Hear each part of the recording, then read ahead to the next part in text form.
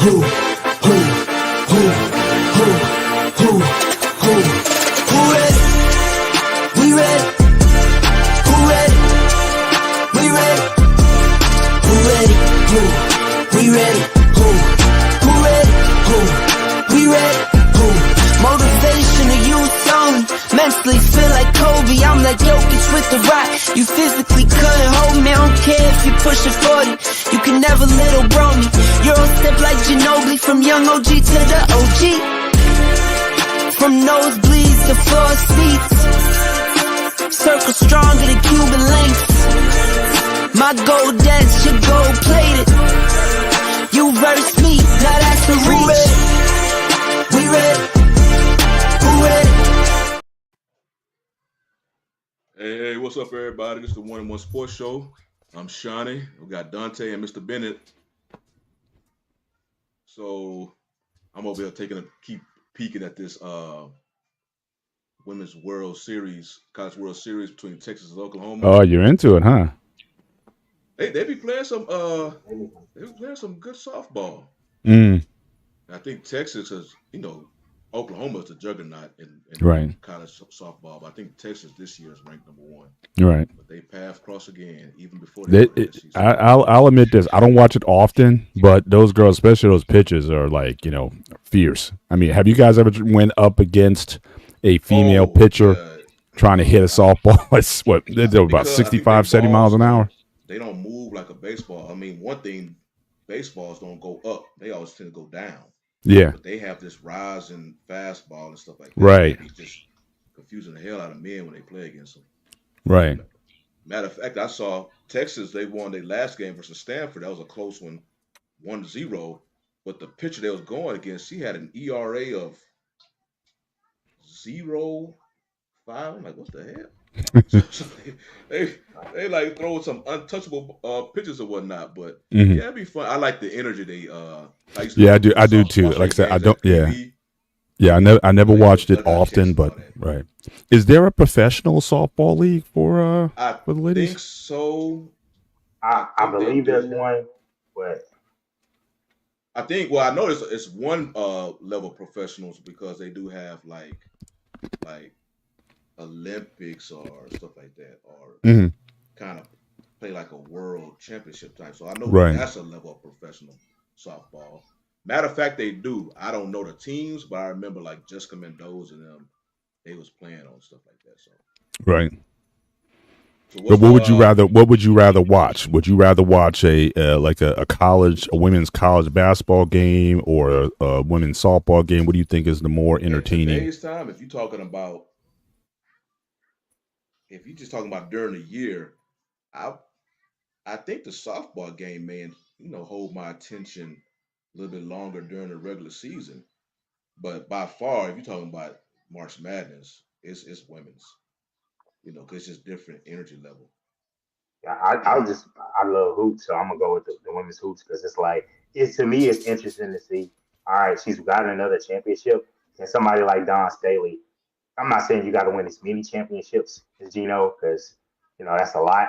But are you gonna continue to year in year out be in the live in the Final Four?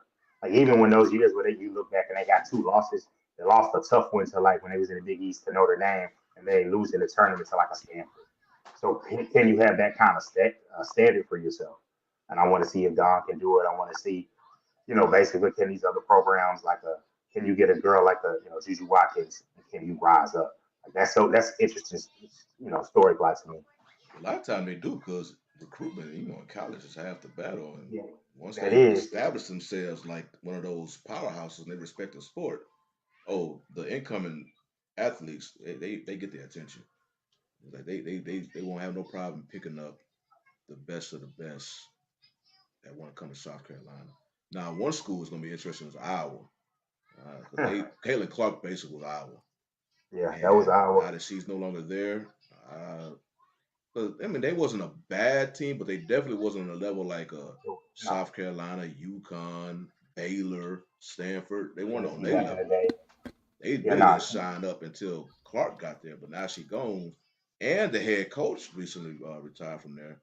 Oh It's gonna man. be interesting to see. They just kind of fall back to earth as far as you already know TV. The games ain't gonna be televised like they used to. Nah, But they so they gonna I know that area love their basketball, but still, yeah, the Midwest love Hello. that hoop.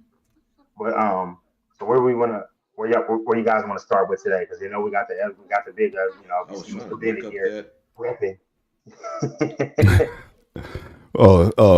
Can you tell? Can you tell The by my colors? Can you tell by the colors I got on? Um, well, let's build up. That'll be like the highlight of the show because obviously everybody in the world knows that the championship's coming up tomorrow. So let's talk about some past events. And like a lot of things happened since last week. So we can kind of do a quick summary on that. Obviously, the big thing that was happening in the last few days are the fouling. The WNBA again is in the news. I don't know if it's necessarily for the right reasons, but it is apparent that between Caitlin and even Reese getting hard fouls and bumps and clotheslines, there seems to be a lot of young women in their feelings about these two players coming into the league. And but you can't argue with the success. I mean, the arenas, they're hitting attendance records, viewership, everything is up since they've come into the league. And but there seems to be some resentment from the players that have been there before, and certainly you can understand it. You can be empathetic about it, but in this new day, things. The landscape is changing, and so again, it's causing some feelings here. But I think this is a case of if you've never been there, you don't know necessarily how to act. So it's like for a lot of the ladies, this is new ground. But we can just kind of go around. How'd you guys take not only the fouls themselves, how the players have handled it? Obviously, there have been some post game fines and whatnot for players not being cooperative with the press. And there's just an atmosphere that's being formed that seems to be taken away even from the basketball. And just as a sub note, you had a little spat that kind of went viral on First Take. Stephen A. and I forget the name of the sister who was on there. But yeah, Monica McNutt, she kind of called Stephen A. out for not covering the WNBA as if anybody was 3 years ago. But that yeah, call, that was he replied back to that in his own. yeah. I think he landed. I think he missed. I can come back on that one. I think he sort of missed the mark what she was saying there. But yeah, so it's definitely has some spillover. But I think at this point, any publicity is good publicity. So the fact that people are talking about the W, as Roland Martin had a segment on talking about it, and so it's definitely crossing over, and we're talking about the WNBA more than probably we've done over the last 10 years. So they say when you're at that position, all news is good news. But what say you guys in regard to the what you guys are seeing? And I know it's been bandied about, so we have to spend a ton of time on it. But I think it'd be remiss if we didn't share our comments on it. Man, Well, I'll lead go off ahead. and I'll say this. I want to say first and foremost because I don't want to mention this last, like it's an afterthought. You guys, because we've been paying a lot more attention to it, and I know that there's some of the fouls and some of it is sometimes it's, hey man, these women out here playing tough and physical too, so you're gonna get that, and so some of it is a little extra on it because yeah, there is a level of there is maybe a little bit of a hey, I want to get talked about too because there is the player of the month for the Western Conference. Asia Wilson averaged 26 points, 12 and a half boards, and 2.8 blocks. We're not. So I think I want to say that part first, just to be like, hey, we got to focus on that part if you really want to grow it and make it about the game. If you make it about the antics, we're going to look at it. If you look at the standings, the Fever are not going to be around for playoff time unless they're going on an amazing run. So you want to keep your mainstays and the main thing, the main thing. Like, yes, you can be in the TV, but it's going to be a way to work her way up. But as far as people saying the jealousy and the this and the that, or even stuff like Jeff Teague, and it's like, no, we're not gonna just let her get her buckets. Like, we're gonna make her work for them. Make the team, the team's gonna have to get better. But I think it's good for it that she's going through struggles. It didn't need to come out and look staged, like it's just as easy as it was in college. And but I think it'll be fine. I think some things we're making too much about of it, and then for the most part, give them the attention, but give it to them for the right reasons. Give it to like an Asia, who's one of the best players, really marketable. Give it to Angel, when she has a good game. Give it to, Caitlin Clark when she has a good game. But focusing on like her treatment, she doesn't need to be treated with kid gloves. Like, what's going on? Appreciate you for checking us out. I don't like some of the way it's going, but overall, I do like it. What did you say?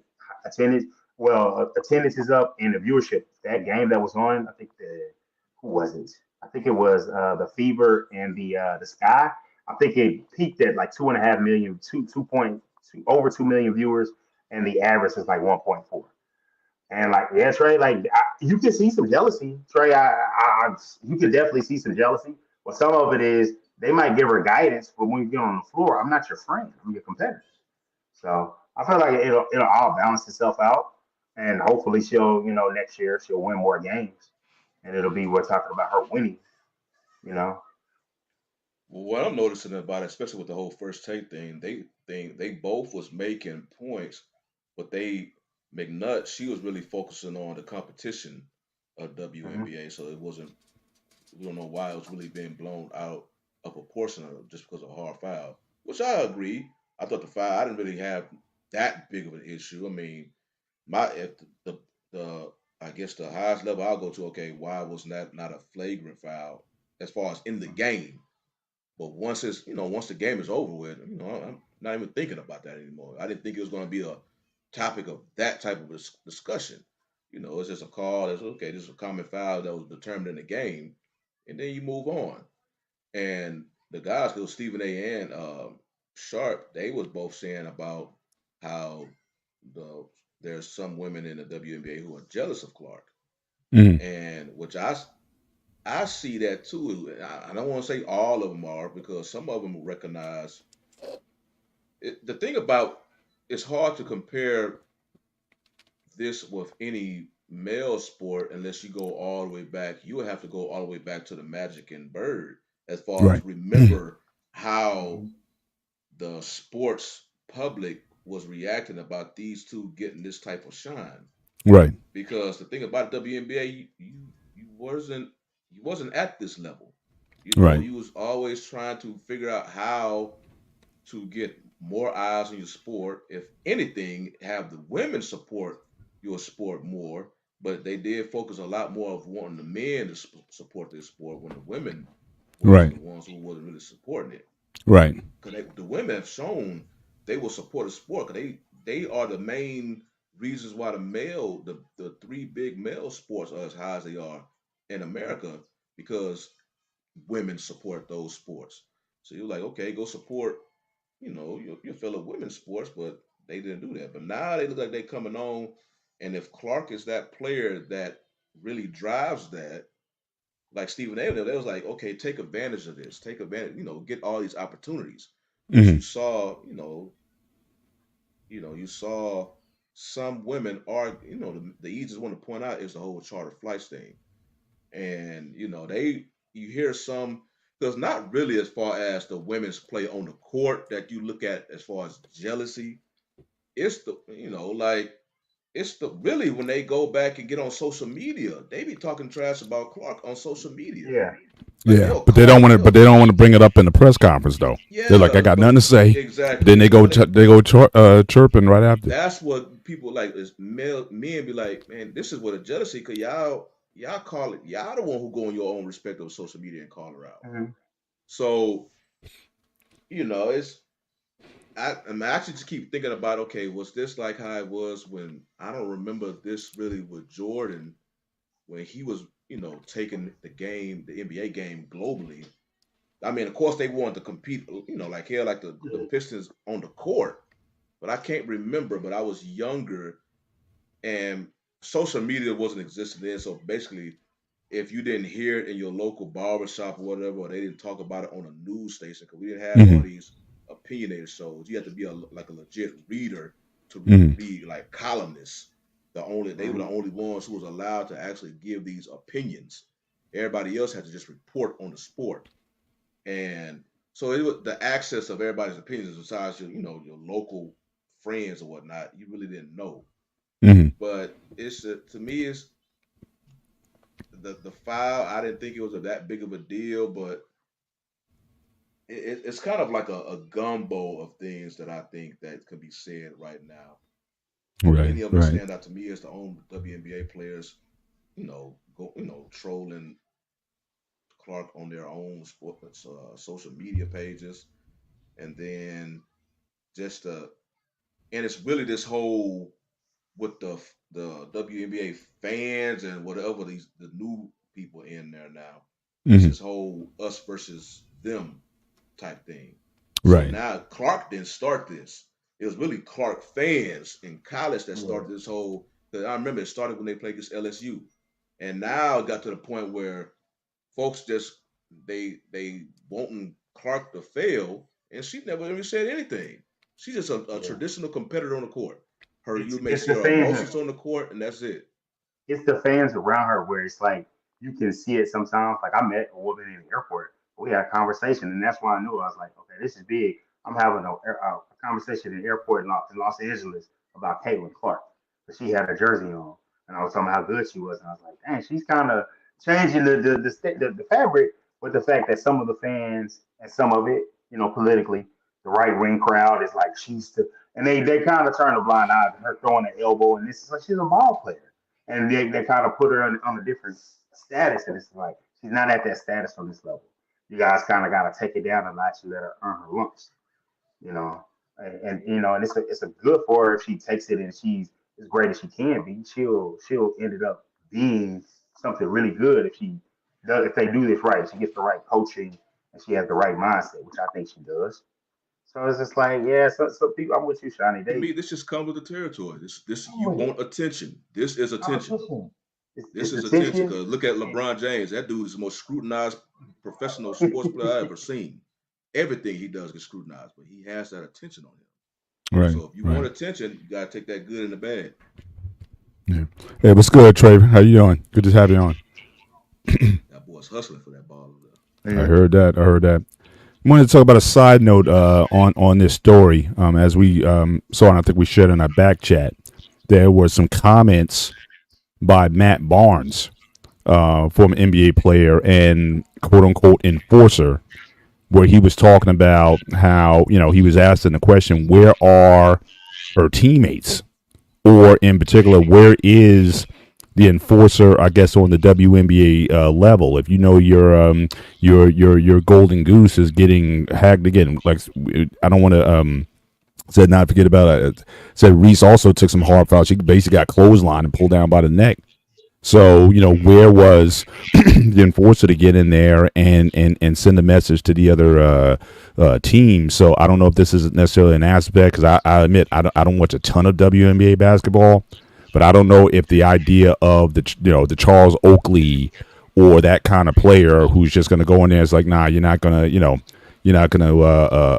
that to my teammate, and especially if you go back to Bird and Magic.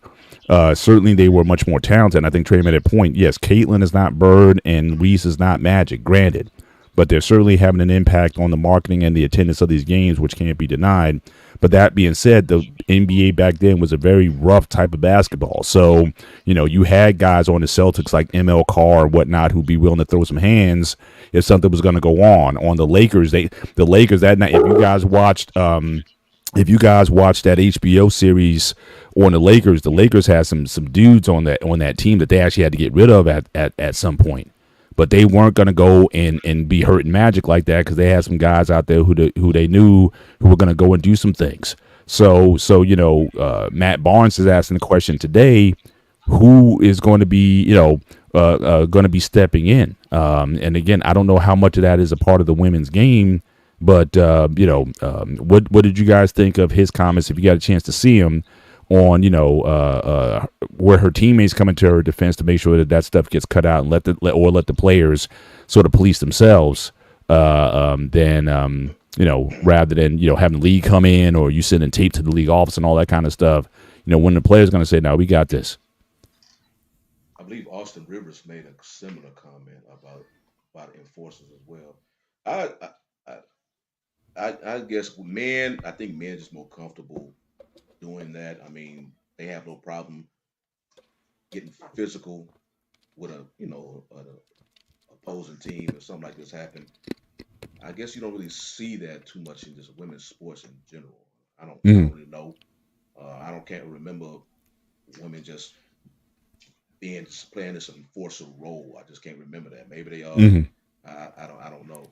Uh, yeah, I mean, yeah, because I remember this reminded me when the Cowboys, who was that when Andy Dalton was You know, quarterback, when and they Andy got Dalton that, got hit, yeah, and yeah. the offensive lineman didn't do nothing, and just like how you hear people talking about Caitlin Clark's Oh, man, teammates, no. they were doing the same thing. But I think it stood out more the Cowboys because now you're talking about offensive linemen. That's Mm-hmm. their That's duty, protect the quarterback. Right. That's supposed to be in their DNA. So I think it was more warranted for the Cowboys, and in particular the O line. But the women, I don't know. You just don't see that too much. So it Right. just ain't Right. really it's not Right. really common. I think they But got. is that I going to think be something? Yeah. No, go ahead. they Go got. ahead. They gotta do something. Like my thing Yeah. is, when you catch that team again, you gotta. It's gotta be a hard foul somewhere. Kind of Yeah. like back to the baseball thing. Yeah, okay, that person was the one up. Well, for what happened, I'm gonna go get one of your teammates, and then it's just like, hey, if we get into it, like I know, there are women like that to a level of degree. Like I remember how spicy it got between LSU and South Carolina this year in the what's that, the SEC championship. And this is like, yeah, there has to be a level of in every sport, no matter the gender, there has to Right. be a level of we're going to enforce these rules. If you don't Right. want to don't things to escalate further, you need to keep it at a certain level. And I do think Right. there needs to be some level of that. Right. Well, again, I think a lot of it has to do with, again, I think the newness of the situation. Because, again, nobody was really paying that much attention, or it's like everybody in the league was trying to eat. Now you got these players coming in, Caitlin Clark signing multi-million-dollar shoe deals and things of that nature. So I think just the newness of it. But I think the league is going to have to adapt and say, hey, when we got these people coming in, we might not have had an enforcer before, but we're going to have to get some people, some women who are willing to do that kind of work. Because even today, obviously the league is as physical as it was in the God forbid, not in the 70s or the 80s, but it's not as physical now. But everybody has to have, even on today's NBA, you got to have those guys on the bench. I know even the Warriors, they're talking about how soft the Warriors were, but the Warriors have some guys on the bench. When they have my man from New Jersey, oh gosh, who was the he was injured a lot on the team, but he used to be a good player. But what's that? Cousins. Oh, we talking about it. Yeah, I mean that was like a guy like you just didn't mess with, even though you could say Trey is soft and Steph is soft and all that, but again you got a Draymond, you got a Cousins. They had some guys on that team who was like, you ain't gonna punk our guys. You know what? Shout out to my boy. He definitely mentioned me. He said, you know what? Talk about physicality. He said back when we used to play intramural football and flag. Mm-hmm. You want to talk about physical? Go watch a women's flag football game, and it's like, hey, Oh yeah, not tackle. yeah. That element is there. Yeah, It's Hey, there. Mr. I Hey, remember Russell called a concussion playing flag football. I'm like, how the hell you get a concussion playing flag football? They was just roughing each other, man. I'm like, can I jump in? Can I jump in there real Yes, quick, guys? Real sir. quick. So Yes, so sir. I'm looking at it from a different point of view. When you have Caitlin Clark on your team and she getting clothesline knocked to the ground and the teammates are not helping her like Draymond would do, like Cousins would do, like Dennis Rodman would do, like the bad boy Pistons would do. When you don't have those enforcers, the reason of that is because they know if they do that, how many game checks they can lose, and look at their pay scale. You got women that's making $30,000 a year playing WNBA basketball. The highest is $300,000 a year, and those are the elite players. So those girls on that team are probably making anywhere from $40,000 to $75,000. They lose a check, they can go bankrupt. But I think but again, I think it's still a mindset. Because again, go back to the NBA of the '70s, and nobody was making this hard money back then. Also, you lost the game check back then. It was the same thing, but it was built into the game. Like I said, you always had a couple of guys on your team, didn't get a lot of playing time, but if stuff got rough out there, you knew to send them out there. I don't know if that's integrated into the WNBA, because I don't know if there was ever a need for it. Because everybody was kind of like late, but if they're going to be doing these sort of thuggish tactics, then teams may have to adapt and say, okay, if that's going to be how it's going to be, because I'm hoping from here the next star is going to be coming out. Those next stars are going to be coming out from USC, from LSU, and the rising star is going to be coming to the game, and that pay scale starts to go up. If that continues, again, you still have to protect. So you may have to implement it if you wanted to work. But that's always been a part of men's game, even on the playground. That, when the guys he balling for you and the guys give him a sheet foul, you're going to step in. That's just part of how we do it. But I've never seen that kind of physicality on the women's level. And Mr. Bennett, Mr. Bennett, you told me though, if something happened with you, you wouldn't call me. That's a totally different situation. We're not talking about a basketball game. We talk about life and death issues, brother. That's a totally different. I think in the women's game though, they always have physical plays. So you can look at some highlights from the past. There was some physicality in plays. It's just they never got this attention. I don't know. I don't know if it's physical. Honestly, I think that was just a lack of playing ability. That's what that was. Because if you couldn't play, then you did something physical. I think they had a highlight of Candace Parker rookie season, and they was roughing her up. So it's Caitlin Clark. Caitlin Clark not only, and I think this was the thing that Monica McNutt was her and Janae was bringing this up, how their biggest frustration is it's not basketball people who's making, it's a whole lot of these other people who don't follow the league, and all of a sudden they the loudest with their opinions and whatnot, and the ones who always been covering the sport, it upsets them because now you just get all these narratives. All this was talking about a foul instead of, like you was mentioning, how Asia Wilson and her dominant play, two-time ABA MVP, two-time champion, and all that. But you talking about foul with Clark, so all they want to more focus on the game, while these new fans, it's the main reason, like during Super Bowl week, I don't really care about media, that media week during Super Bowl, because you're getting all these outside personalities who normally don't care about football, and then they come and just ask these old random questions. You're like, man, what the hell is this? Like something off of Cosmetology or something like that. You're like, man, go back and sell makeup. Why you over trying to talk football? And it's basically the same thing that's with WNBA. All these people who never paid attention to the game. Matter of fact, the same people who talking about the game now with Clark and Reese were the same ones, was hating on the game just 2 years ago, last year, throwing shade on the game and how the game is born, all this. So that's what I'm seeing now, between, especially with the women basketball analysts who was always covering the game, and this new crop of, I don't want to call them fans. It's people. It's like the popular thing to do right now with Caitlin Clark and Angel Reese. I want to say this, and I'm gonna land my plane. I think that I'm looking in the chat, and they going in the chat about Angel Reese and Caitlin Clark. But I will say this: Angel Reese may be a strag to some people, or she may be this or that. But I think her and Caitlin Clark did something. And Jason Whitlock, I don't like Jason Whitlock. But Jason Whitlock said something that I agree with the other day. He said that Angel Reese and Caitlin Clark has brought femininity back to the game of WNBA basketball. He said for the last 3 seasons, there have been women in tuxedos and suits getting their jerseys. There were no dresses looking cute, looking attractive or nothing like that. Brittany Griner went and got her shit, and she was like, I'm so happy to be here. It's like, God damn, like, is these women, or are they? So I think they brought a level of femininity back to the game, because they were dressed like women. They looked attractive. But I think that they bring the level of that back. And I took my daughter last year. We went to a Dallas Wings game, and the damn tickets were $18. This year, the damn tickets are $300, $400. The floor seats last year were $50. This year, they're $1,100. And when we went to the game, it was packed. It wasn't a seat in there empty. So Angel Reese and Caitlin, they filling up the arenas. When they came to play the Wings, and every time she scored a point or something, the crowd went nuts. 90% of the crowd was there for Angel Reese in Dallas. So no doubt, no, definitely, and you showed that picture. I think I shared that picture in the chat of Angel Reese coming to a game and what she was dressed in. And again, she's good. She does the swimsuit stuff. I mean, she's definitely not afraid to put femininity and put that out there. Angel Reese about that, but what's her name been doing this ever since Asa Wilson? If you look at her, she always coming down like fashioned out. Now Mm. you see they always got a camera on the aces as they coming in between her and Plum.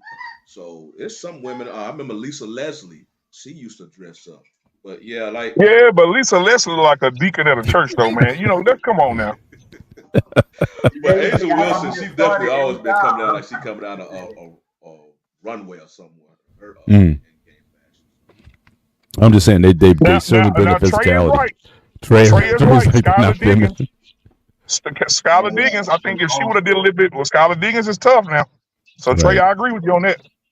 Right. But I mean, I guess the elephant in the room, and in fact, again, Monica McNutt, she brought it up. It's like, look, the league is also predominantly her words, not mine, because I never knew what the sexuality of the league was. But she kind of indicated that the league is predominantly lesbian. So I don't know if that has an impact on the on the viewership or people going to. And I know I've been to WNBA games, and certainly that population certainly comes out to the games. But if you start having more feminine, expressive, heterosexual women who can get guys to watch, that could be a help to the game also. But all those things, together, I think could possibly be one of the reasons why it's not necessarily that popular. But but I salute them for what they're trying to do, and I just saw some pictures. I said I didn't think Caitlyn was necessarily feminine per se, but I did see her dress up a little bit, and she can put it together. I mean, when she's got her game face on, it's a different, but she can dress it up if she needs to. But let's get Trey Ferguson here. I know you've been sitting back a little bit, but what's your thoughts on all this stuff with the hard fouls, with the game, with the WNBA? If you've been seeing what's your 2 cents on this before we move to the next one? I mean, the WNBA, if you watch them, go back over the years, shit, they got some of the hardest fouls you ever want to be a part of in the damn league. The NBA is all touch me, it's a foul. You can't even really shit blow on nobody too hard, and no diddy, as they say in the NBA. But the WNBA shit, they always fought getting knocked to the floor. I think with Caitlin Clark is just going to be highlighted because now she's bringing a whole different audience to the league. Yeah. It's people shit. These stadiums are going to be filled up just because of her now. And the sisters have always been feminine. You got your large share of who may not present their way for the most part. They feminine anyway. And Caitlin Clark, I don't care how she dress it up. It don't look as feminine as other players. But her getting a hard foul, I think is just the way it was isolated. It's just a cheap shot, and she's going to get fouled throughout the season. It's not always going to be, but the referees are now just going to pay attention to it more. Right. But what do you think? What do you think of the issue as far as the teammates not necessarily coming to the defense of these players or not paying retribution for these hard fouls that they're doing? What do you think? It'll play itself out. The teammates, they're gonna have to make a decision because if they want her to stay in the league, if they want her to, to really be at her best, they're gonna have to protect her. It's just the way it is. But she has to earn her lumps, though. She has to earn her lump. She's no better than who was that? Cynthia Cooper. Until she does something great, then she's just an average player to me. But she can shoot the ball. She gonna get her confidence. You're gonna see a change later on in the season, but they already on the. If she gets 40 a game, does that mean Indiana will be in the top teams in the league? No, it's just that just the way it is. She's in a whole nother level now. She got to take her lumps like everybody else, but I think they're gonna start looking at it a little bit more. But shit, these women foul the hell out of each other. You watch a game, they foul the hell out of each other. The referee don't call it. NBA, little soft ass dude, you can't even touch them on. When they heard, foul, but they The do it to NBA certain had to players step in though. about that. The NBA had to step because it was too physical, and they was trying to get more people to enjoy the game. So they It had to wasn't that step in. physical. Wasn't nobody getting hurt though. I Well, mean, I guess they looking at the stats and whatnot, or the behind the scenes and the people whatever they looking at, but they noticed a straight uptick once they say, "Hey, man, we gotta don't play as physical as this. We want to see skills. We want to Mm, see more skills." right. And then also, I believe when it was more physical, they wasn't scoring as much. So when they Yeah, tweak the rules, now you start seeing more scores. Because fans want to see scoring. yeah, Now I got to the point now I want to see defense too, but now I got the point, especially in football, I like to see defense too. But back in that early '90s, late '80s, or whenever they decide to kind of weed out a lot of that physicality out of the NBA, is because the big physical play wasn't as exciting because fans wanted to see more points being scored. So that's when you start seeing a little bit, because the NBA basically stepped in. Now we talking about with Caitlin Clark, the WNBA, but they probably have never had to worry about this in the past. So, but if you want to yeah, try, have them kind of ease up on these type of fouls, they're gonna have to step in and okay, take this out the game, whatnot. But I think if you leave it up to the players and the coach, I don't think anything gonna change because it's just to them, it's just we competing. If we yeah. foul you too hard, the ref will take care of that. They're gonna give you a flagrant or whatnot. But other than that, we're Right. gonna keep the ball moving. And I they hear look you. at, if you look at it, the way they change the rules, it allows players to stay in the league longer. Some of these motherfuckers should be out of the league. They should be bringing in at least 20, 30 new fresh crops every 10, 15 years. Some of these guys just sitting over on the bench, averaging 2 points a game for the season, getting Well, $5, I $6 mean, million. oh, What about Yeah. the new it's a crop? It's a nice few of them career. it's a few of them that slipped through, but I want to touch on what Trey said. He mentioned about Cameron Brink out with the Sparks, and that's like another thing that's a perfect fit. Like this draft class was really good. She's tall, slender, in LA. It's like a model and balls. So that's another thing that is going to be really good for the league as it goes forward. And it's just like, hey man, but with less, with more popularity, less physicality, because nobody wants to see the time where it gets physical to a point. It's a big game, got a couple million people watching, and then boom, star player, Kaylin, Cameron Breen, Angel Reese, Angel Wilson, just boom, across the face, and then boom, you get hurt, and that's a bad look, So that's something that's gonna go. But I know you we know what, talked Dante? about. Since you brought about that whole injury and nobody, you, the physicality to get too out of control with star players, that's a perfect segue on the different sport which we brought up in the Facebook chat. In the NFL, when we was talking about one of our topics we wanted to get into was the new contracts, in particular with Justin Jefferson, I'm gonna pay but up. the new contracts mixed in with because right now is some teams having mandatory mini camps, some teams Mm, have voluntary mini camps right now. But on both sides, you have some players like CD Lamb is one of them. I think T Higgins and there's some other marquee players who are currently, you know, they're not I, stepping on the field. I I think know, Well, CD even I know Lamb is Yeah, Lamar. starting. Jackson. I know. Lamar he can show Yeah, up. quarterback. I think he's given up $750,000. Who's that? Lamar Jackson. He's intentionally sitting out. You know. He got the OTAs. I think he's Yeah. sending out I OTAs. didn't hear about why Lamar said now he got paid. Right. I don't know, but Well, it's by part of his basically, contract deal. OTAs. It's not a pen. It's not a fine. It's like a bonus. I think it was a bonus. You get another $750,000 if he attends OTAs. So it's not a fine, Oh, but he's definitely willing to leave that money on the table. so I probably That think back it's doesn't home. make sense. voluntary then. He He probably was up back to home straight. involuntary OTAs though. He was just there a couple of weeks ago, but not show up. He might have had his stuff planned with stuff to do because at this point he's got promo stuff that he's doing and covering and getting that stuff ready. It's gonna roll out during the season, vacations. He's got a different level of different bag level, different expectations. So he has a lot. Another MVP, so more notoriety. Yeah. He might have stuff that he just like. I know Michael's not showing up to anything with the OTAs just because it's Right. like when you get to a certain level, it's like every guy's not going to be. I'm going to show up to all of the things.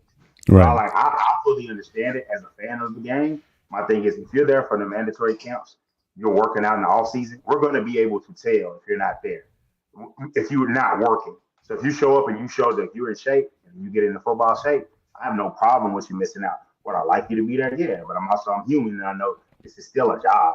We're fans of it, but this is your job, and you want Hmm. to pay. I want to. What was it? Well, Memorial Day weekend. Want to hit the? Well, it was a player. I forgot his name because he suffered. He's a rookie. He suffered a torn ACL in college. His respective team was having voluntary OTAs, and he has already torn his Achilles, so he's out. And so I know people they sometimes complain about these players, say CD Lamb, who's currently sitting out right now. They sitting out and not going into these training camps or these OTAs or whatnot. But they don't want to take a risk of getting hurt because them soft tissue injuries like Achilles, ACL, they don't happen a lot of time when you put on the pads and bang, bang, bang. They happen when they have them shirt and shorts out there running, with less padding on, and also you get an injury, it's a freak injury with your ligaments or whatnot. So they trying to make sure they secure the bag as much as they can.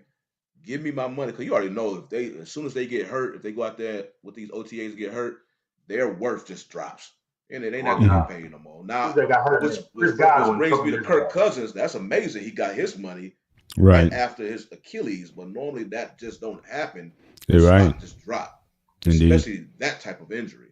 Right. So I can understand why players sit out. It's not like, and then that's why you don't really hear too much flack from their teammates because they understand he's trying to do what's best for him and his family. And as soon as he gets his bag, then he's going to show up, Mhm. because they know they want that same support when it's their money. They start negotiation on their money, stuff like that. So Walter Yeah, Payton yeah. didn't sit out.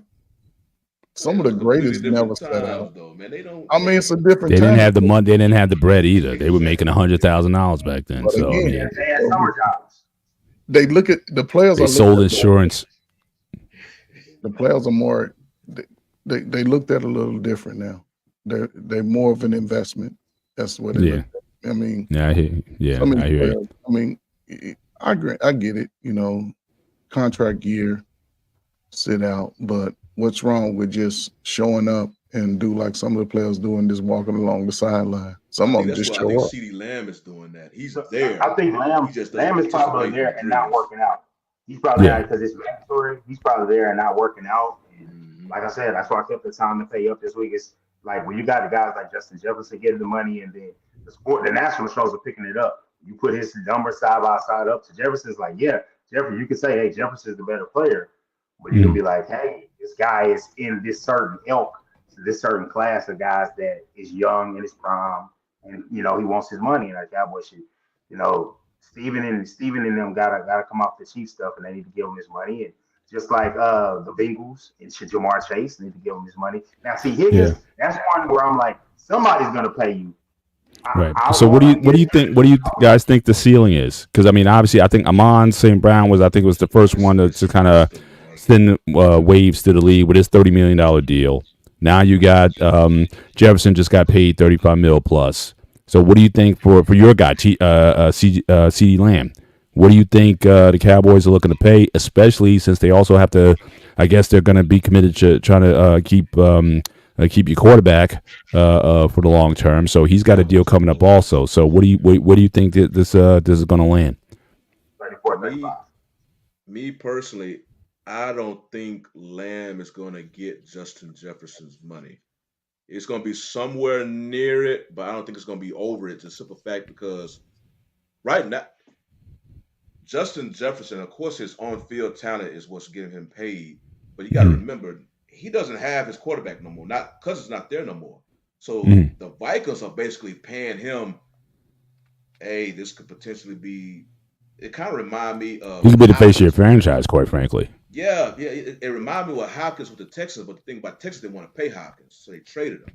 Vikings are like, look, I know we're not gonna have. We don't know what McCarthy gonna bring as our quarterback now. We don't know, so it may be potentially rough for you, whatnot. But they basically want to pay him for his talent, and also, pay him for basically maybe what they have to go through potentially. So, he because you don't know Jefferson's talent is going to be there, but you don't know how McCarthy's going to be as a quarterback. He ain't going to be Kirk Cousins. You can't expect that from year one. And a lot of Jefferson's numbers was because of Kirk Cousins. So it's almost like pay you for your talent, but also pay you for the future, because potentially you may have to suffer when it comes to and the team winning. they can pay him because they reset the clock. Because Kirk, they didn't cut him, they didn't trade him. His deal expired, and so now you're paying the young guy, and you reset everything. That's what Mhm. Cowher was basically saying about what the Cowboys should do. Like I don't agree, I think it's like this, Johnny. The Cowboys set themselves up. Steven and Jerry set themselves up for this every time. They let the other deals get done first.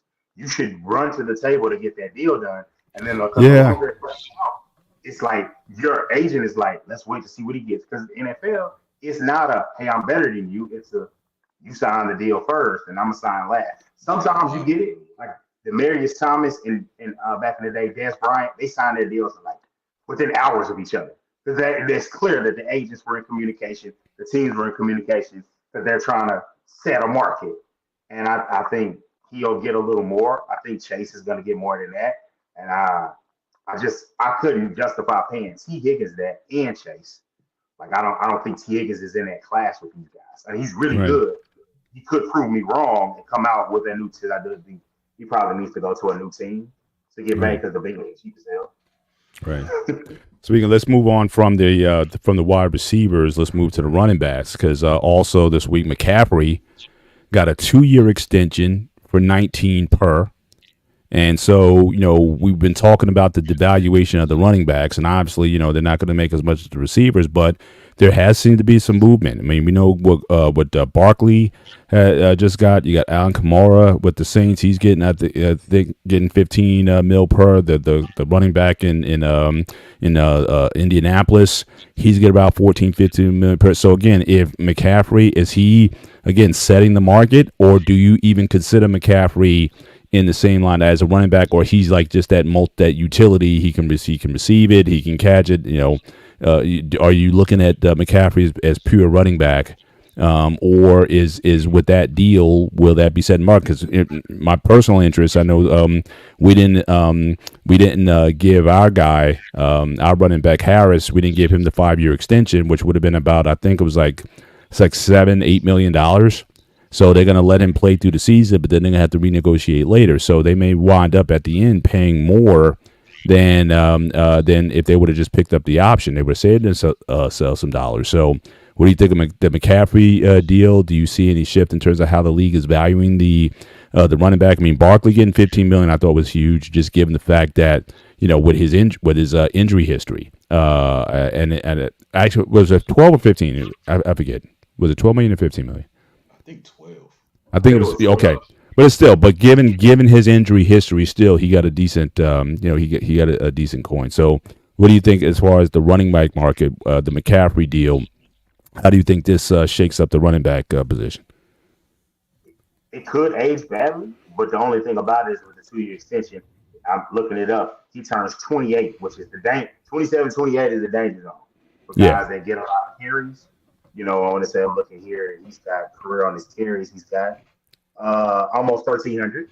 So it's just like he's at the point where it's just like if they do it right, the 2-year extension it won't look bad. And then the thing is they're still paying their quarterback peanuts, so it might work out for him. I'm always for guys getting.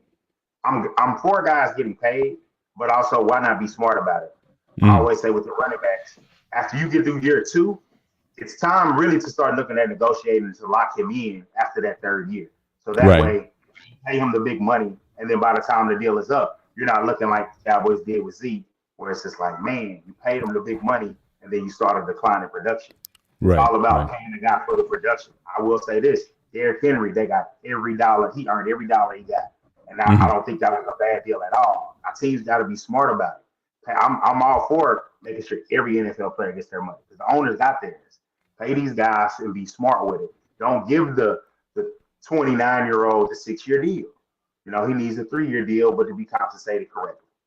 Right. I hope it keeps the standard of being smart with the money, but you can't just pay the quarterback and the receiver. Everybody. Trey Ferg, I see the expression on your face, man. You got something you got to get off your chest. Go ahead, bro. McCaffrey's just the modern day Roger Craig. That's all. And he's not doing anything special. And his abilities are great when the weather's nice and warm, but as the season change, all that changes to me. I mean, the fact that he's been able to set the market again, it's I don't know. They got to get out. It has to be one. And I admit, when you look at football over the last since who? John Riggins or whatever, he's that one guy. He's that one guy that stands out. He's like the bird of the NBA, the NFL. There's no other guy that stood out at running back. So the fact that he can catch and run the ball out the backfield, that's a unique combination. But there's Aaron Jones to me is just as productive when he gets the ball. So it'll be interesting to see. I don't think he's going to bring San Francisco to a Super Bowl. They might have a 12-5, 13-4 season, but later on in the season, it doesn't matter with him because he gets broken up later in the season. So he's less effective as the weather changes. So Transfer shout out to you. I ain't heard of Roger Craig reference in a minute. hey, that's not far back. I think he was good though. He might be. He's in the Hall of Fame voting. I think he may be a Hall of Fame one day, but he wasn't bad for his time though. I think he was like the first. I think he was the first running back to get 1,000 yards catching and receiving. Right? I think he was the first. It was Roger Craig. Probably the only. Yeah. McCaffrey and Henry are like unicorns to me. I don't think they set the market because a lot of running backs don't get what they get. Mm-hmm. Even when the whole thing about running backs not getting paid, them two never had to worry about that. McCaffrey always got his money when he was with Carolina. As soon as he went to California, and then he getting it again. Same thing with Henry. Them two, but you don't see no other running backs come close to what they getting. They just unicorns because they do so much with their teams, and so everybody else is just basically, I won't. The thing about with them two, they got paid and still produced, and then they earned another contract. A lot of other like Le'Veon Bell, for example, he wanted his money, so he left the Steelers. So he got his money, but his production was not the same. So, and then there's other running backs like that. So that's why other stuff you don't see running backs get paid. It's going to be interesting to see how Barkley looks like. For whatever reason, when they get this other contract, they are not the same. But them two, they're unicorns.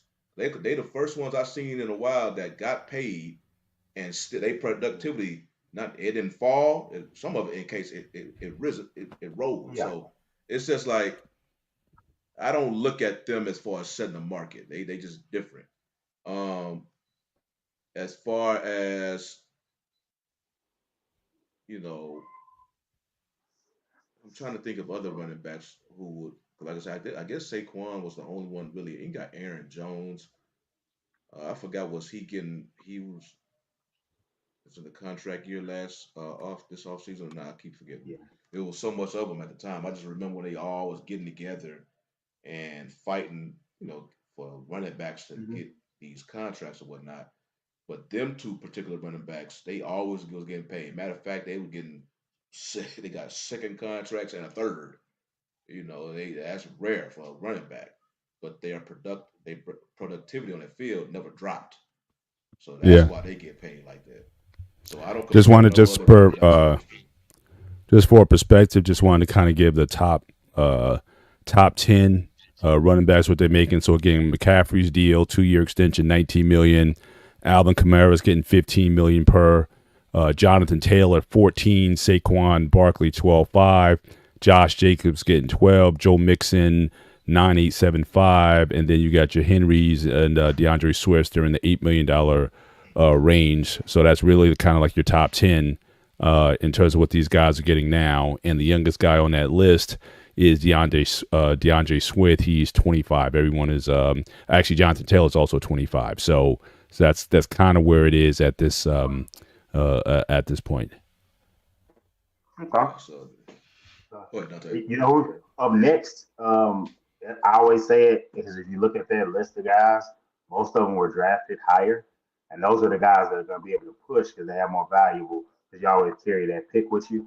I know he had under 1,000 because he didn't have, I know you cover your ears, Shawnee, about your fantasy teams. But Bijan Robinson, yeah, I think he's the Yeah, next guy that was yeah. drafted high, and I think that's gonna have to be if Kirk Cousins is gonna have success, or if Michael Penix is gonna have success, it's gonna be because of him and the other running back, Al Sharir, I believe.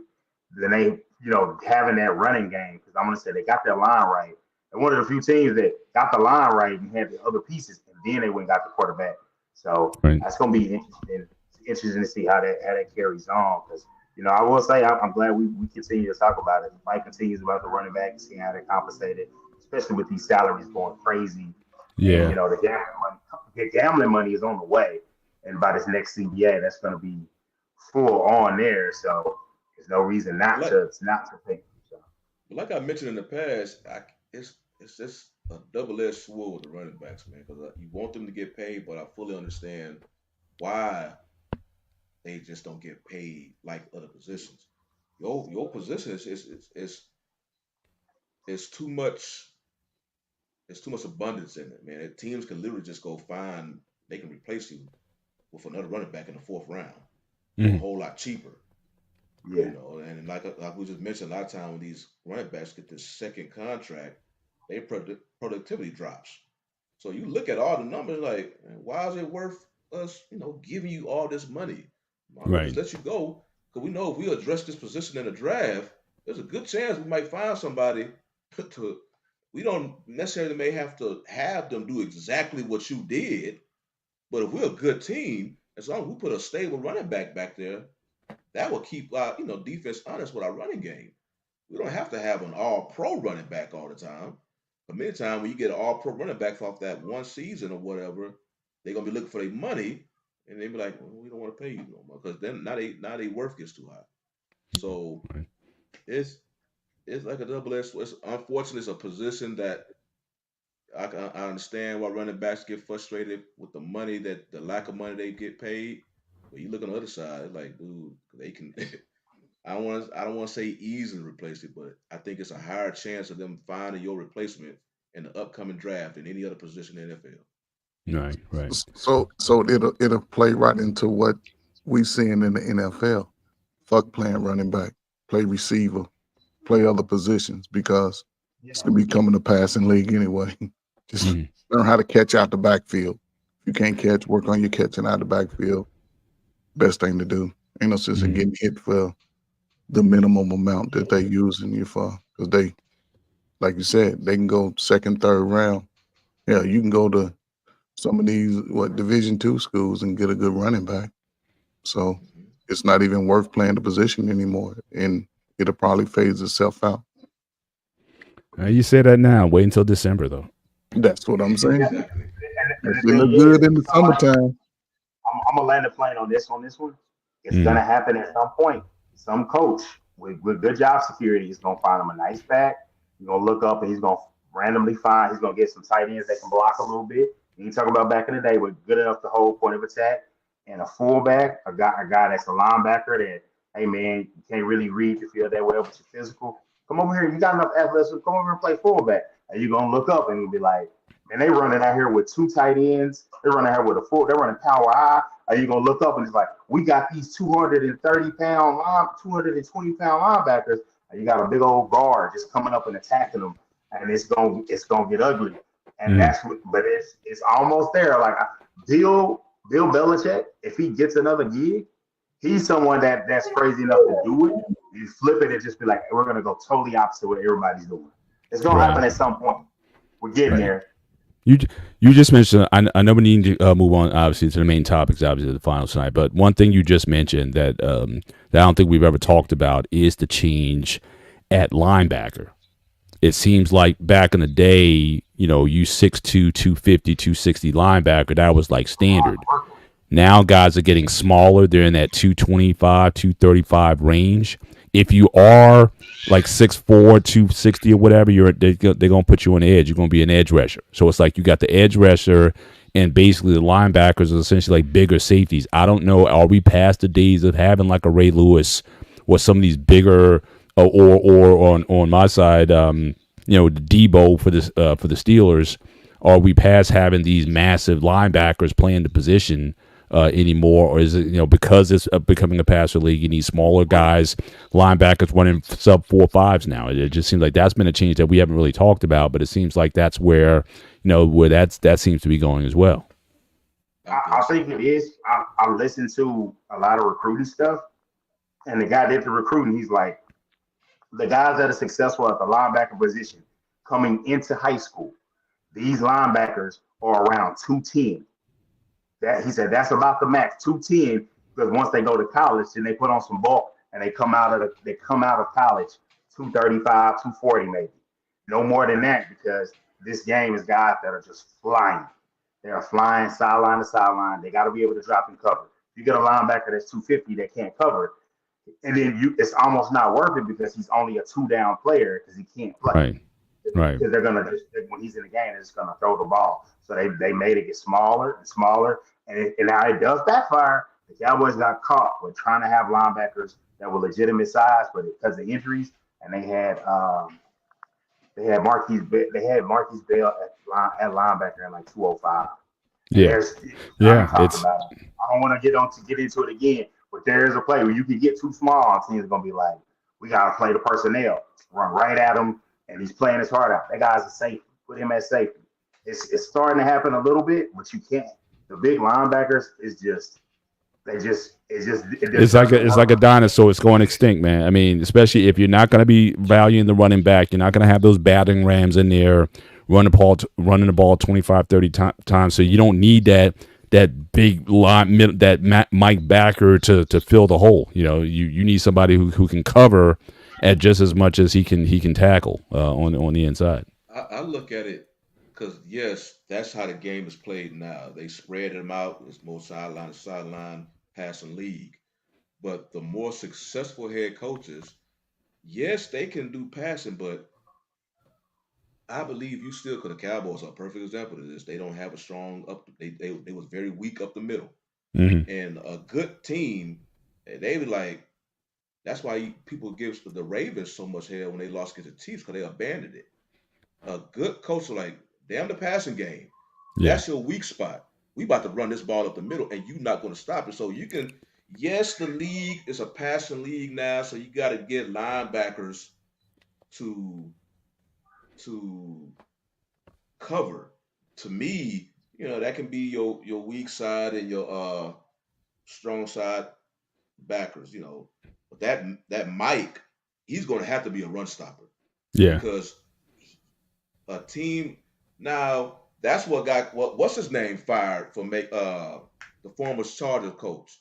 His poor decision making. Yeah. Say if they was playing, if the Chargers play the Cowboys in the playoffs, knowing how weak the Cowboys are up the middle, he's gonna still pass the ball, pass, and don't want to run up the middle. So those type of coaches, yeah, that's why they losing jobs. But the ones who are able to adjust and they see that weakness, they're going to exploit it. They're going to exploit the hell out of it.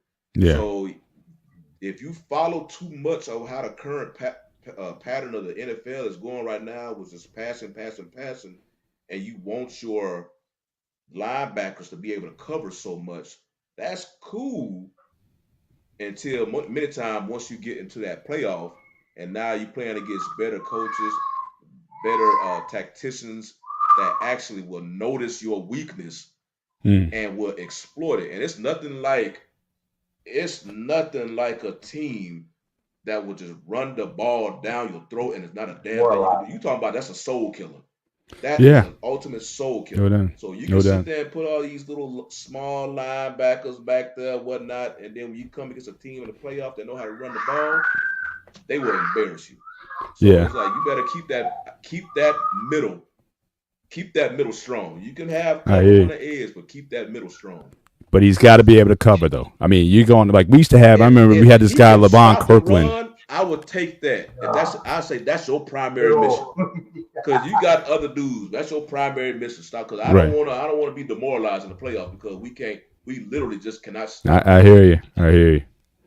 But it's still we had this guy LeVon Kirkland. He was played linebacker. He was 270 pounds, and he could do it. He could cover, he could blitz, he could do it. But I haven't seen guys with that kind of athleticism. Like I said, now they just put you're gonna be an edge, and you're just gonna blitz. You just blitz 24/7. That's mostly what they do with a lot of those guys who You're are that talking big. about a dude his size with that never seen type athleticism.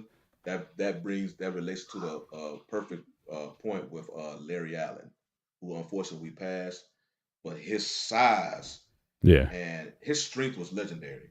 People knew about his strength, but the athleticism, yeah, you see that famous highlight where he literally ran down a defender all the way down the field, just hawked him, yeah. and I think they say he was able to run like a four 5'2", six, 5'2", 5'2", for a man that size.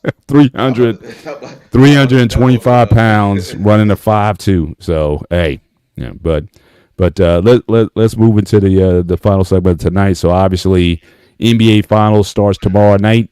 These teams have certainly had more than enough time to rest. Which is I don't recall seeing this kind of layoff. I know we've seen sweeps before, but I don't think I've seen where they've taken almost a week off before the NBA Finals. Usually, if it ends early, you just started early. But these teams should be well rested. What's that? They set that date so early. It was like final start June 6th, and then it Right. was just like But they they used should to have. adjust it though. It really if it in the past it would slide. If it ended early, if it was sweeps on both sides, they would just you would get maybe your 3-4 days off. But I don't recall a finals where you've had this much time off I which don't is mind it. certainly beneficial to both teams Yeah, because obviously exactly. Porzingis with the Lakers, Lively with the Mavericks. So again, let's Full just go discussions. around. Who do you guys like? What first of all, what are your what are the matchups? What are the things that you want to see? You'll be looking for in the series, and who do you got taking this thing? Trey, you want to start off first? Yeah, go ahead, Trey. You kick us off. I think as far as overall team, when you look at it on paper, I think you can give it to Boston. Uh, just because they have a few X factors in Holiday, Derek White. Hell, Al Horford seemed like he got a new batch of energy going. Then if Porzingis comes back, you know, it's going to be tough. But I think Dallas, I don't know if they keep that same energy and they play the team ball that they've been playing. It's going to be a good series. I think it'll probably go 7. If Dallas gets any games in Boston, then it'll definitely go 7. But it's going to be interesting to see Dallas if they can contain that consistency of shooting those jump shots. They like to shoot a lot of jump shots, so I like to see how it'll play out because again, Dallas is not as tall. Um, I don't think they have the numbers on the bench that can the players on the bench that can put up the numbers. So it's going to be interesting, man. I would like to see uh, Dallas win, but I think Boston and they understand the position that they in today. So I just think Boston in 7. I Awesome. I personally Shawnee, who have you got? Dallas in 6 because I think Boston's home record is not that. It's like In the they playoffs lost or just overall? Because they're I'm saying 12-1 in in the the playoffs playoff this year. So in the playoff at home. yeah, they're 12 and Well, one. I guess So they they don't. yeah, I guess because that Indiana series because they had some chance where they would have lost the game, but Indiana couldn't close. Mhm. But I think and because I remember in the previous in the conference finals for both teams, I know we was talking about defense, in particular with Minnesota and whatnot, and their series with Dallas was close, especially the first 3 games. The last 2, you know, they stretched it out in game 4, and of course they got blown out in game 5. But they had no answer for the Dallas dynamic duo. You look at the point spread between Luca and Kyrie, I'm like, damn, they score like damn near 70% of the team's points almost every game. Mhm. And so you look at now bring that up to Boston, of course. Well, I can't say of course because like me and Dante have been trying to tell folks, Dallas defense has greatly improved. I don't know what people be thinking. They keep thinking it's the Dallas Mavericks. I guess they saw in the beginning of the season. Damn that. Look at the Mavericks since they trade. They towards the top. So they may be on par with Boston defensively right now. But what showed me a lot with Boston was in that Indiana series. I know how great of an offense Indiana had. They proved it in the regular season and the postseason. But it's like they did not miss a beat when they lost Halliburton. The offense was still scoring all on Boston. They just couldn't close.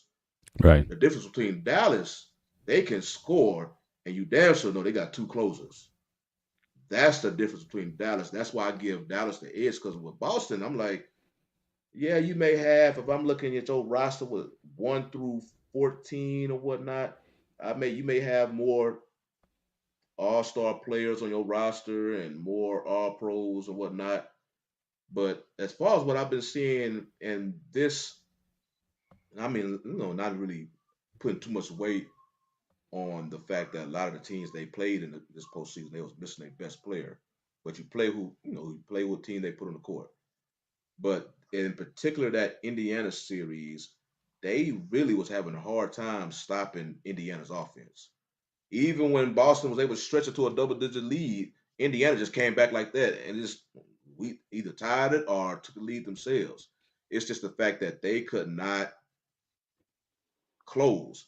And I know Trey, I keep seeing him. He mentioned previous week attacking Luka. Minnesota did try to attack Luka, but Dallas is a good, defensive team. They go switching. As soon as they tried to attack Luka, they switched. So I'm like, they have the pieces to do that. So you could try to go to Luka, but then they just come and switch. Now you're not on Luka no more. So that's how, now with Boston, they do have more. Because with Minnesota, they primarily defender was going to be Edwards on either Luka or Kyrie, but then you sacrificing your offense. Boston has the bodies to do that with Holiday and White, and Brown and Tatum can still do what they do. So that's the main matchup. You don't have to sacrifice your best player, expect him to pull all the weight on offense, and then expect him to hold one of the two better players on the other team. They have the ability to kind of Brown and Tatum, you focus on offense. We put these other two good perimeter defenders on there. So they have that. So that's going to be an interesting matchup. Because, yes, Dallas, they go as far as Luka and Kyrie will take them. If Boston do a good job of holding them, then you have Boston. But just based on what I saw against Indiana, I'm like, y'all couldn't stop Indiana.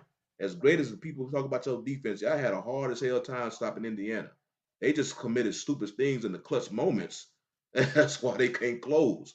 That's not Dallas. Is you playing with the two, many believe the two best closers in the NBA. So I love the matchup.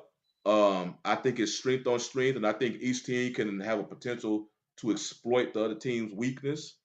It's going to be a heavy-duty coaching matchup. So, I think it's going to be a real good chess battle, but I want to say Dallas in 6. All right. Dante, what do you got? So I went back and forth on this one because I looked at it and everybody was like, oh, the Mavericks. And so I've been looking at it, and if you look at the Celtics, they have been wire to wire best team of the league. Just wire to wire. You can say whatever you want about the weaker conference. They've been able to beat teams in the Western Conference. But I want to say the only thing that gives me pause on both teams is they both shoot a lot of threes.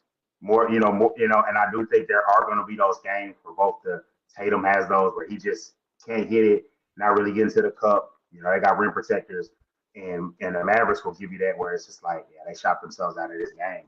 And both teams can do that. I just hope they don't have it on the same game, where it's just like it's just ugly basketball. But I think the Mavericks, just the two I trust, even though the Celtics have been to the finals, been to the finals just 2 years ago.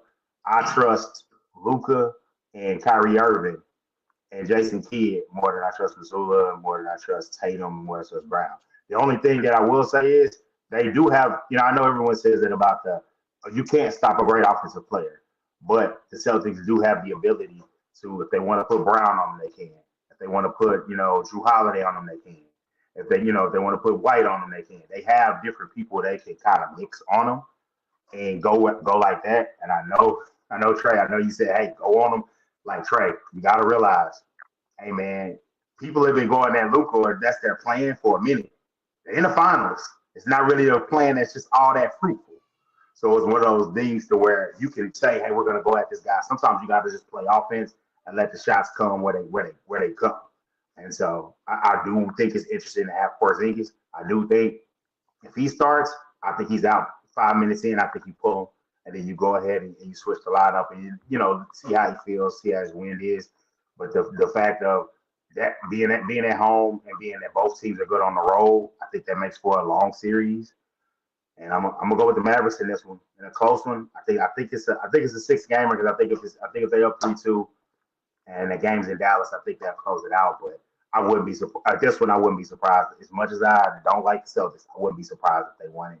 Just because, damn, they gotta give it to them. I've been saying it all year, like, well maybe, and it's like, nah, they 64-18. Like, nah, they lost one game in the postseason. What is it? Was it 12-1? 12-1, yeah. So it's like, yeah, they're a damn good team. So I'm just looking forward to the disappointment we got from the conference finals. I hope we get that paid back in this finals and it's damn good basketball. Because I've been itching for some damn basketball. So is the national media. You see the story that's been in there. We've been yearning for this. I know Mandrill down here. I know he don't give a damn. I know. We talking about girls. Give us a few more minutes, Mandrill. We're talking about girl sports. We know. We understand. Yeah, you are. So just give us a few more minutes here, so we can put a bow on it, and then we can close on out and show a more manly That's what endeavor. you're talking about. Okay, all right. Honestly, I'm very worried. Honestly, when it comes to this, you say the Celtics have been the best team all year. I haven't seen it. The record and everything, I think they've just had a bunch of circumstances that have gone into their favor. I do understand you played a team that's in front of you. I get it, but their playoff run is one of the easiest that I've ever seen. Every team they played, the team that they beat, they were missing their best player. I didn't like that. I saw them play a lot of teams on the West. I didn't see them play well against games against Denver and a lot of those Western Conference teams. So for me, also looking at this, I'm like, who's really playing the best basketball going in? Again, I did not expect Dallas to be this good against Minnesota. I thought that was going to be a very competitive series, and they could have easily swept that series if wasn't for a move down the stretch. So they're playing the best basketball. I don't look at who the best team is. I always look at who is playing the best basketball, and to me, that's Dallas. That's doing that. Yes, Porzingis should be healthy. He'll be back into the lineup. How good he's going to be? He's brittle. Will he even be 100% for this series? I have no idea. But they may need him. Certainly with Lively on Dallas, they're going to need him to see if he could be a contributor. But again, I'm a Celtic fan, so I will say Celtics in 7.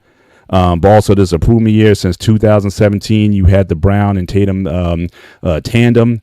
They only got this is their second final. No final, no rings to show for it. This is show me time. Is Tatum actually going to step up and be that guy, or is he going to shrink as he did against the Warriors in the finals, and as he's also shrunk against the Heat in the conference finals? Is he going to be that guy who's going to be a difference maker? And Brown, with your $300 million contract, are you going to step up and be the guy that you need to be? So I'll say Celtics in 7, just out of loyalty to the Celtics.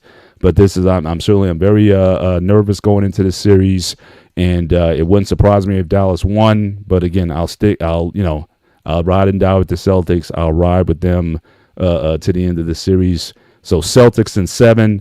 But again, this is show me time for Tatum. If you don't step up and have a good series, and again, I don't even care about your overall numbers. All right, you need to be there in the big moments. There were a lot of lapses in this playoffs in the fourth quarter. He kind of disappeared. Jaylen Brown had to bail you out in that one game when he hit the 3-pointer in the side, and he showed up in the overtime. But, you disappeared in the fourth quarter again. So, again, are you going to step up to the stage against two guys who definitely can close And are you going to be the guy who's really going to, establish yourself as a bona fide superstar in this league? At this point, I think you're still a star. But if you're going to be a superstar in this league, I think you need to make your mark in this playoffs. And then you can be certainly the man. So Celtics in 7, looking forward to this series. I know I'm getting clouded. One thing, Mr. Ben, before y'all head into the boxing, because I know I was bringing up the point about the whole matchups and thing.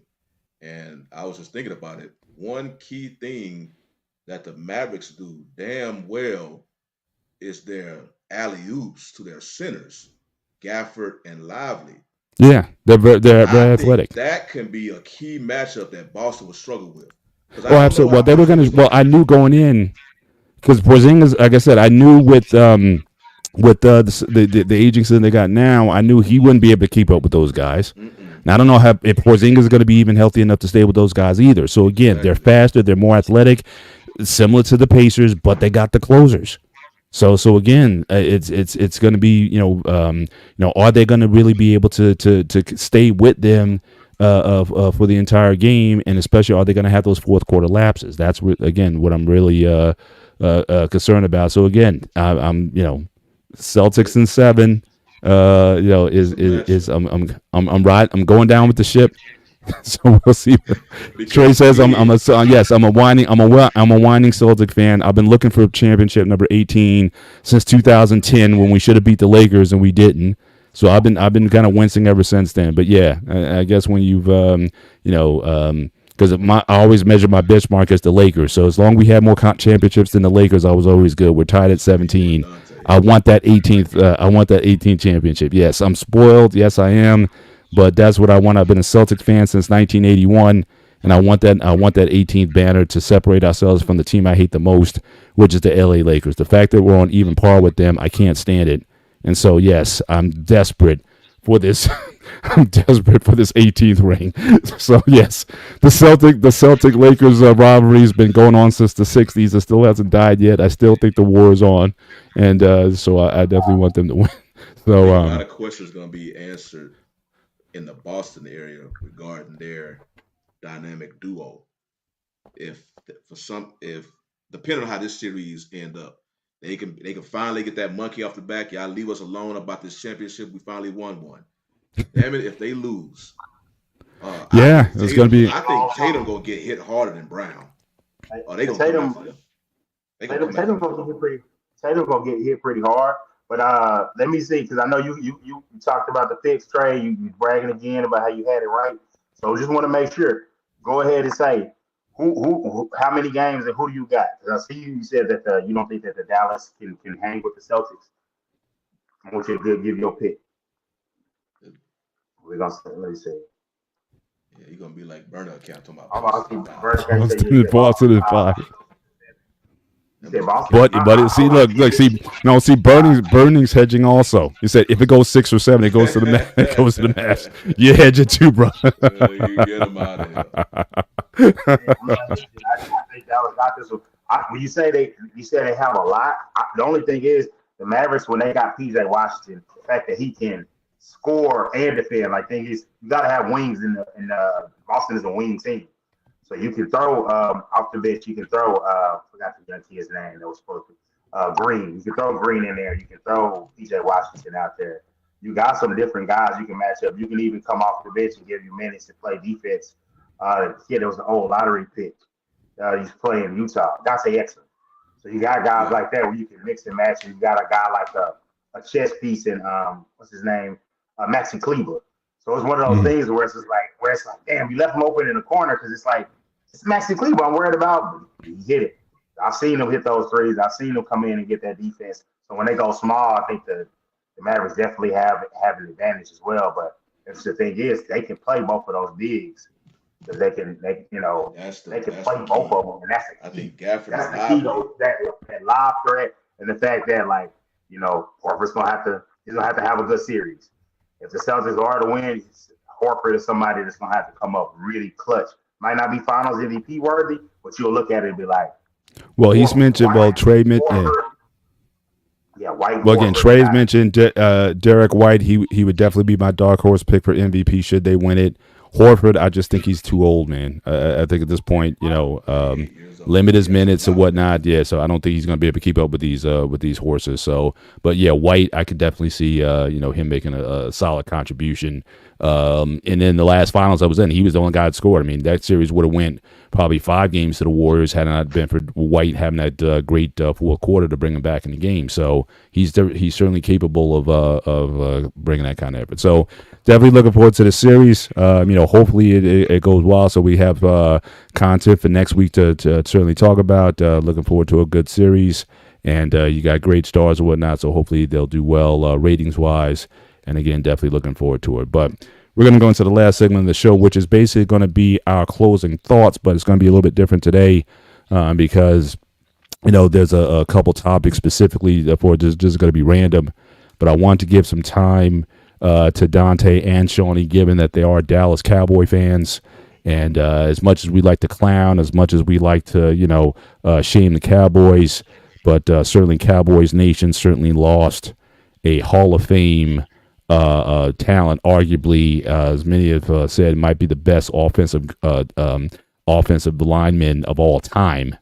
Larry Allen, 11-time Pro Bowler, 6-time All Pro, freakish athlete, guy known the legendary 700-pound bench. Okay, guy ran a 5.2 40 at 325 pounds, and certainly was a part of that. Certainly was a part of that legendary Cowboys line that won. I think he won one Super Bowl. I think he wasn't there. I think he came the years after they won the first two back to back. So he was on the '95 team, which beat my Steelers. So that certainly doesn't give me any satisfaction. But I won money off certainly that as a game too. I Literally, hate I you really too, did. I won money and off I that. hate you too. I hate you too. But certainly 52 years old, vacationing in Mexico with his family, and again, so very sad loss. No hate here for the Cowboys, but just a lesson in terms of well, I don't want to say my thoughts yet, but certainly Dante, Shawnee, since you guys are Cowboy fans, any thoughts you had? I know Dante, you had shared some thoughts on what Larry Allen meant to you because you have a football background as well. So I give you guys the floor to share your thoughts on Larry Allen and what you remember from his playing days and whatnot. So you guys can take it away. You can go Man, first, Dante. man, that one hit hard because it's like as a guy, like when you're a kid, especially in the era I grew up in, like yeah, you watch football, your focus is always the skill players. So when you get good coaches and your parents be like, hey man, watch that guy right there, you're gonna do just what he did, and that guy was Larry Allen. For you to be like I was like, yeah, I hope I can play a tenth of what he can do and how strong he is, how quick he was, and just watching his play being dominant from watching guys and then getting guys like John Madden, great broadcaster, rest in peace as well. And just seeing him dominate guys and highlight it, it was fun to see it and be like, hey, I remember my high school teammates. I'd be like, yeah, I wish I could be like that. And when I did good, they throw the LA up. It's like, hey, you did your thing, and I was like, I would feel proud. So seeing a guy like that, and part of that last championship team, and oddly enough, he was there with Emmett when he broke the record, but he was hurt that game. And just everything that's been said about him that's positive and stuff that you hear in this come out that's like he had a train whistle when they knew, hey, we're about to run right here. You know it, and there's nothing you can do about it. There's like Shotty said in the last thing, there's nothing more demoralizing than that. So to see him being such a great football player, his son, Larry Allen Jr., he was with the Cowboys. He had a couple of teams. He was an undrafted free agent. He went to Harvard. So it was one of those things that he wasn't the player, but just like you had a son that could go to Harvard. That's outstanding sense of the testament of the man he was off the field because there's not a lot known about him. He just quietly went about his business and he was great about it. I know Cowboy Nation, we definitely hurt behind this one. And it's just, a great player, great man. It's just, sad to see him go at, 52, vacationing with his family, enjoying life. And it just shows you how fast it can go. So, Yeah, I remember watching Allen, especially during the '90s Cowboys dynasty with those teams, and dude was just always it just stood out. And I just remember it was always about his his feats as far as his feats of legend of strength, with his bench press, with his squats, a dude this giant with that athleticism he has. So it was always something talked about regarding his just his athleticism and whatnot.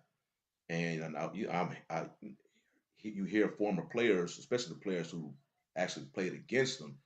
It was like this dude, he was just he he'll make you just do stuff that's out of your will. Like no matter his will was to move you, that was his will to move you, you're gonna be moved.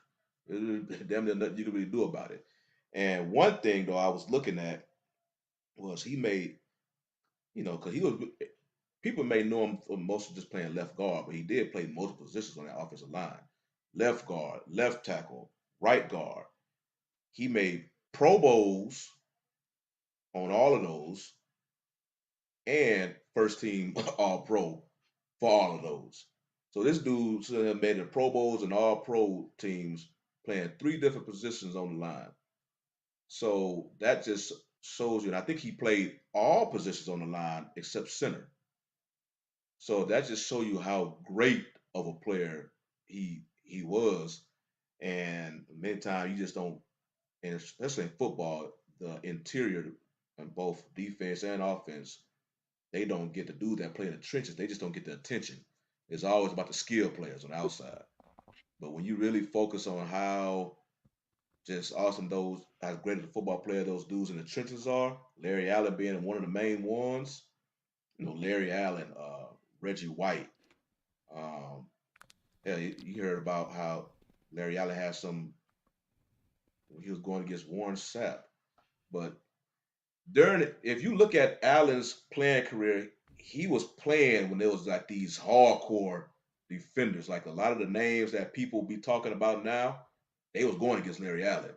And the fact that he was able to have this accomplishments, the Pro Bowls and these All Pros on different positions on the line, that alone speaks for itself on how great of a talent he was on that O line. So, yeah, he'll be missed.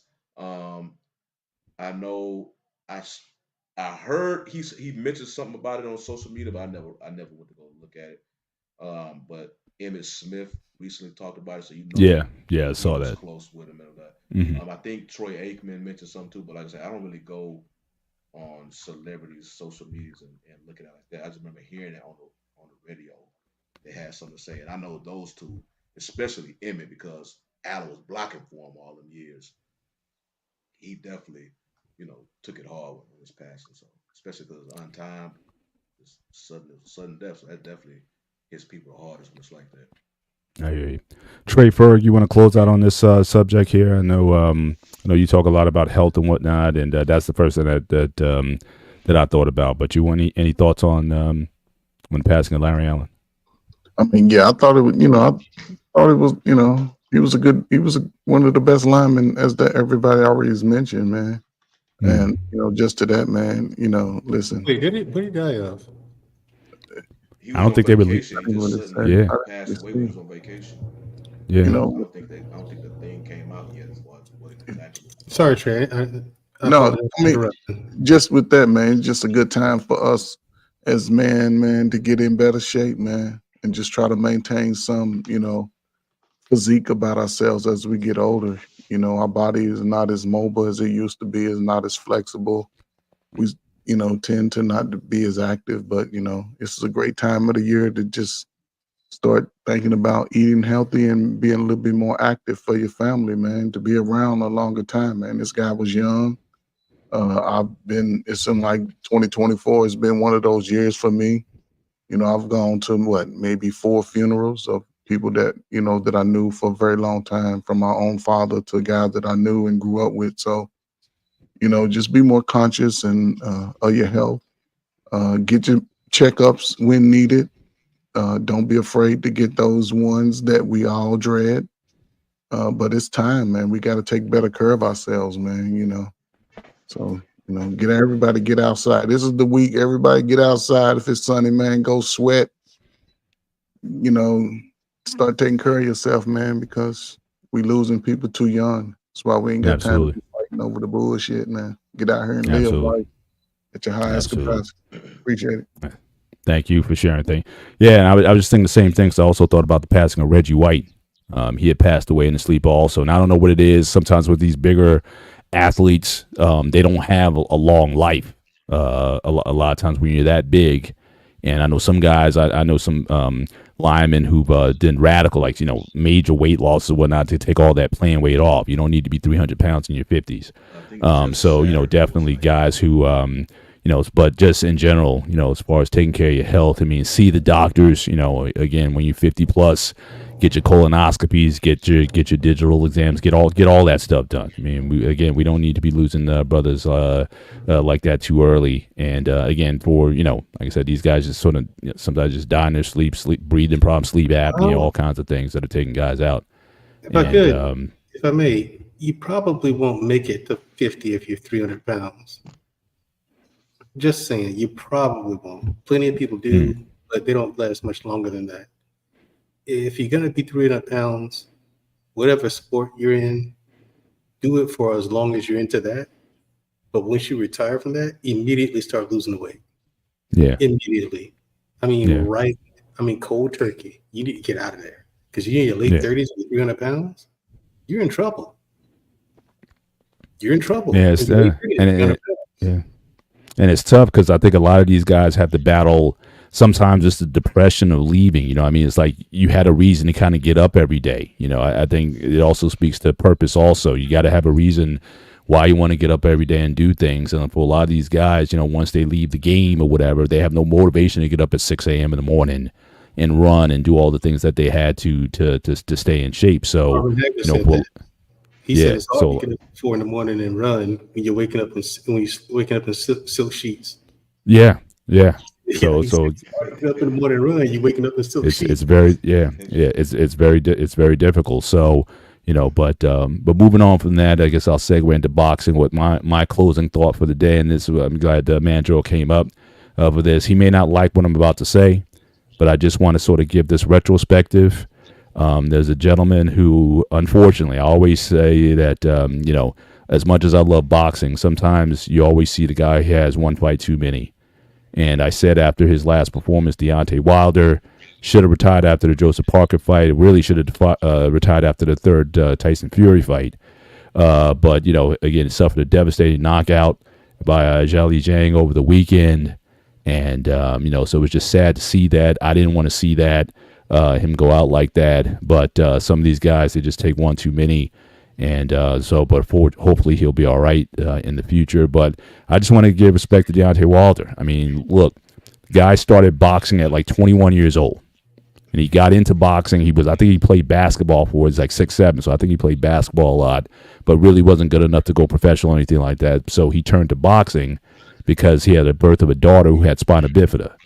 And turned to boxing with very limited ability, was able to win the bronze medal in the Olympics, and then he went on to have a professional career where he had 43 victories, of which 42 were by knockout, and had 9 title defenses. I think actually 10 title defenses, which is tied with Joe Frazier, just for perspective. Now, I'm not saying he's a Joe Frazier. I'm not saying he was the most talented guy, but he had an equalizer, which was his right hand, that put a lot of guys cold to sleep. And here's a guy who got the most out of his ability, the limited ability he had. He used what God gave him. Was that right hand, never fully learned how to fight. Again, and you can look good in sparring, you can put the pads on and whatnot, you can show videos. That's why I didn't want Mike Tyson fighting, because Mike Tyson looks real good on the mitts. And he looks real good in, doing the drills and whatnot. But sparring and getting into the ring with a guy who's throwing bad intentions at you like that at that age. Now, Tyson used to do that when he was younger. Tyson would spar without a headgear on. And the idea is that they wanted to simulate combat in the ring. And that's the only way you can really, for that level, really prepare to go out there and do what these guys do. So again, shout out to Deontay Wilder. I think he gave a lot of excitement to the heavyweight division, because I remember in the 90s when you had the Klitschko's who were running everything, boring fights, not a lot of action. And so being able to see Deontay Wilder come on board, unfortunately, we didn't get the fights that we wanted to see. We wanted him to fight Anthony Joshua. We had a great trilogy of fights with Tyson Fury. I mean, certainly the first and the second fights were certainly very competitive until the end there. Certainly those guys beat the heck out of each other. And we're even seeing it now with Tyson Fury that he might have probably should have retired after that third fight as well. And so, I know that he has the rematch with Usyk in December.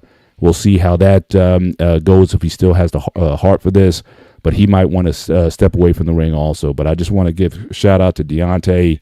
Thank you for making the heavyweight division exciting again, giving us some exciting fights over this time that you've been there. And so I just want to say that. So, Mandrell, I will actually turn it over to you for any closing thoughts that you may have on the career of Deontay Wilder or anything boxing related that you want to share towards the end there. But I know you've never been a fan of his ability, which I certainly agree with. But he did a lot. I think he did a lot for boxing, and I just wanted to give him his flowers in that time. Yeah, I have no problem with anything you said about Wilder. I have no problem with anything you said about Wilder at all. I agree with all of it, actually. It's like I told you guys before. That third fight with Tyson Fury, they both left a piece of themselves in the ring. Mm-hmm. You don't come back 100% from a fight like that. No one does. They will never be 100% again. So if they got millions in the bank and they've taken care of their money, I think that both of them need to retire and just let the next era come in. Because Usyk's got it now. Who's going to beat him? You know what I'm saying? He's too smart. He's too slick, too skilled for a heavyweight. Yeah. He's got the goods. I hate that it's a Ukrainian and not an American, but shout out to him. I like Usyk's style. You know what I mean? But back to Wilder. How long do you think he can stay on top? Because he's like 36 years old also. So how much more you think in the tank he has? Got about 3 more fights in him. Get 3 more paydays. Call it a career. At the most, get 3 more big paydays because he's undisputed now. All his paydays are going to be in the millions. Get 3 unless the more IBF strips him. But. That's true. But my thing is, to Wilder, he never learned how to fight. Never. He never learned how to fight. His fight, I knew how to beat Wilder after his first fight with Ortiz.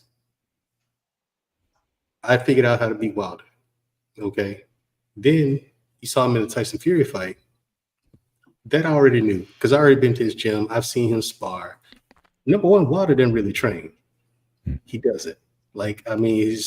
He doesn't. How far are you away? I'm sorry, not to cut you off, but so you're in Alabama also. So, or did you go to his gym? Did you know him? Did you, is he? I've met Wilder quite a few times.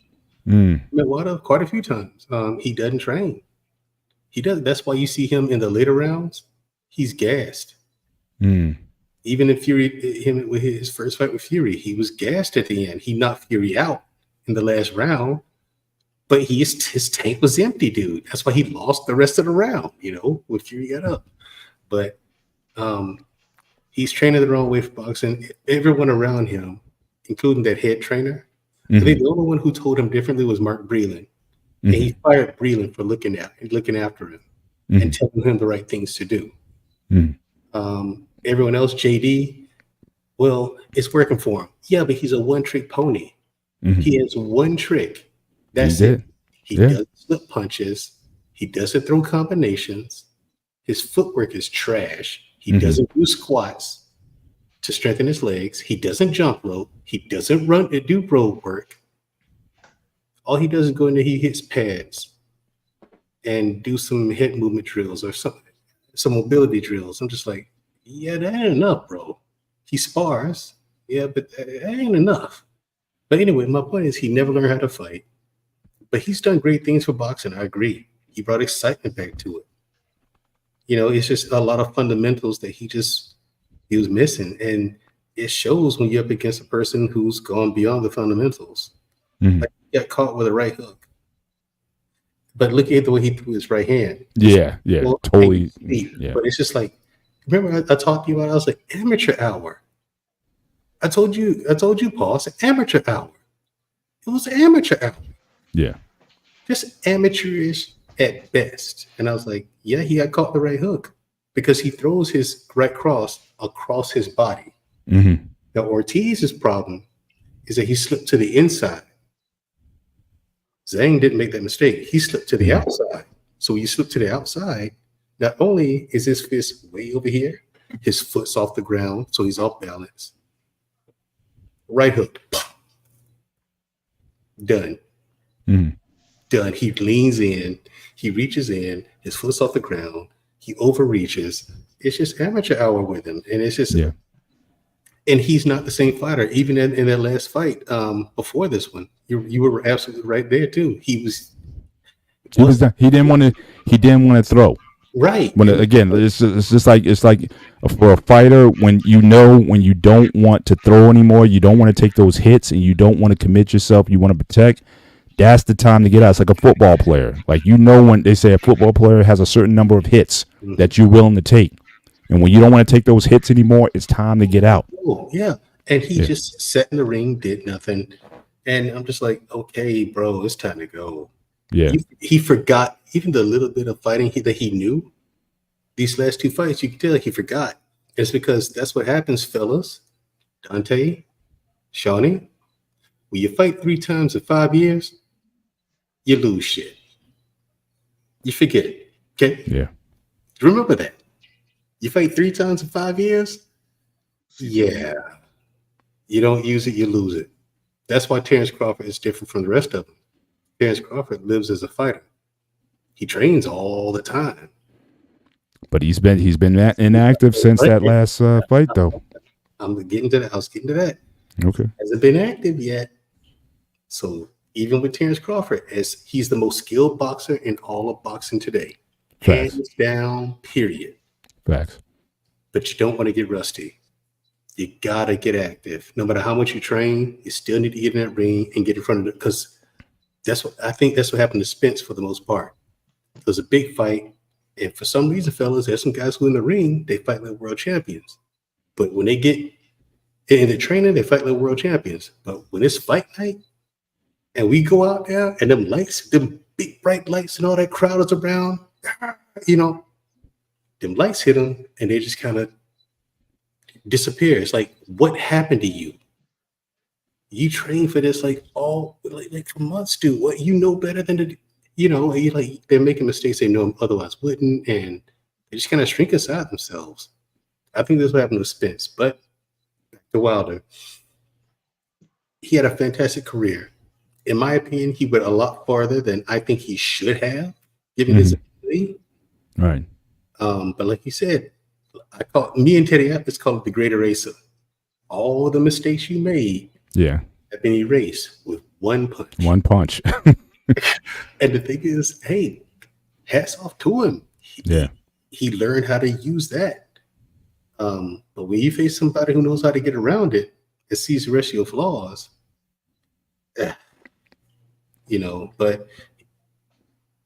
it's bittersweet for me. I didn't want to see Wilder go out like that. I really didn't. But I did think it was time for him to retire after the Parker fight. I agree with you.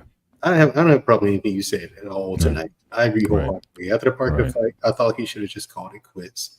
Yeah. Especially after this one. He doesn't need to come back. He's got millions in the bank. He's taking care of his money. He's a fantastic family man. And he's a good person. Even off camera. He's an actual good person. He's a cool dude. You know what I'm saying? So call it a career. He's got other things going. He makes money in other ways. He has legitimate businesses. Right. Which could be the problem also. I think, guys, when it becomes about the enterprise, now some guys can pull it off like Floyd Mayweather, but again, when your interests are on anything other than boxing, it's time to get out also. You know what I mean? You have some fixed fights. Well, certainly some boring ones. I mean, I stopped buying his pay-per-views after about his 40th fight. I stopped buying it. Well, definitely after the Pacquiao fight, I stopped buying the pay-per-views. Yeah. But I just want to also say one last thing about Wilder is that for him to do what he did, also being the smaller man. Keep in mind, everybody he fought, he would weighed at minimum 30 pounds less than the guy was like. When he fought Fury the first time, he weighed 209 pounds at 6'7" going into the ring, and he knocked Fury down twice. I thought he knocked him out in the 12th, but again, long count and all that stuff aside. But I'm just saying. But again, 209 pounds fighting a guy who's 270 pounds. And still was able to put him down like that. So again, that was special. I mean, some things, and again, learn to use it to an extent, but that's just God given. I just think at that point, when you got that kind of, that makes no sense for a guy that skinny to have that kind, be able to have that kind of leverage on the shot, and he was able to use it to, He was putting people to sleep, fellas. Yeah, I'm sure you saw some of his highlights. If you haven't seen, literally, the fight he fought Spilka. Spilka almost like he almost died. I mean, they carried him out, had immobilized everything on him. That was nasty. And my thing is, he fought one guy. I'm trying to think which one it was. Yeah, the second fight with Ortiz. This is the first time I've seen someone get punched in the front of the head. The top of right here. Yeah, right in the crown. But it didn't look like anything when you saw it on the replay. It looked like he compressed his skull. Like you saw the compression of his frontal lobe going in. It was like this. You saw sweat on his forehead fly off the back of it. It looked like a shotgun shot. Rhyme me up. It was one of those, those kung fu movies where the guy touches the brick, but the back brick breaks. The Denmark technique. It was like that. It was like that. Wilder has a God-given gift. Yes, that's the way it looked. It was a God-given gift that Wilder had, man. And he used it. Listen, YouTube, Deontay Wilder, knockout Stever. The second fight. They had two fights. Yeah, the second fight. Yeah. It was just a mauling. And then, but also in that fight, you get to see he never learned how to throw hooks or uppercuts. He never learned how to throw hooks and uppercuts. The 1-2 got him that far. Like that's how big of a God-given talent for knocking people out he has. Right. He is dangerous. You know what I'm saying? Well, he was. Now he's too afraid. Well, that's one of those. They say to talk about those life lessons. It's like it's not about how much you know. It's being good with what you do have. I think it was out of Karate Kid. Miyagi said, "Don't worry about you don't know too much. Just whatever you use." And you saw in the tournament, he beat everybody with the same punch. Basically, he wasn't like a karate guy at all, but he just used what he had. So. Like I said, I think I told you once. I think Black Man Unfiltered asked me one time, "You think you can beat Deontay Wilder?" I said, "Not only will I beat him, I'll whip his ass. I will whip his ass." As long as I don't get caught in the right hand. That's a pretty big caveat. Which is y'all breaking down Deontay Wilder. That's the guy I like, and I hate to see him I had to post it on my Facebook. I was like, damn, he went out. That's sad. And I hated to say I should. It's just like, but God. I felt like that at first. I think the first couple of days I felt like that, but then I thought about it. Why should I be sad? He had a fantastic career, to be honest. To be fair to him, fantastic career, and I'm happy to see him. He was a world champion. I'm sad to see that he didn't get the unified title or the undisputed title. I wanted him to get that, but I knew that there's no way. He didn't have the tools to beat Joshua. Right. He didn't have the tools to beat Joshua. He doesn't. So whether he beats him or not with that great eraser, it's a coin toss. But I wanted to see him get the unified title and become undisputed, but he didn't. But he had a fantastic career, so I'm just like, can't be too sad. He had a fantastic career. I'm glad he is hanging up the gloves now before he gets seriously hurt. I'd rather him get out now with a fantastic career. He's going to the Hall of Fame. He's a world champion. Yeah, hang up the gloves now. Awesome. All right. Well, I think that's all we had for tonight. We went a little bit over. Shawnee, Trey, any final thoughts before we close out the show? Oh, also, Alicia Baumgartner's got a fight in July 15th. Check it out on the Zone. All right, we'll talk about that. There's some fights definitely coming up mid-June. I know there's a fight just for laughs. It's not going to be a great fight, but Blair Cobbs is fighting this weekend against who's the guy from Detroit? You're right. This is just for laughs. It's trash. It's trash. But if you just want laughs, you can check that out. I don't even know what's his plan on. I don't know if it's the Zone or whatever. But they're fighting this weekend. That should be they certainly win the championship of trash talking. but they'll be fighting this weekend. But there's going to be some Adrian Broner, yeah. How, I have no idea. And Don King is the promoter, which even shows you then how old we are that he's still promoting fights. If you want to be real, you will make a lot. Don King will make you a ton of money. He'll take a lot of money too, but that's another story. With Don King, you will that with damn near any other promoter.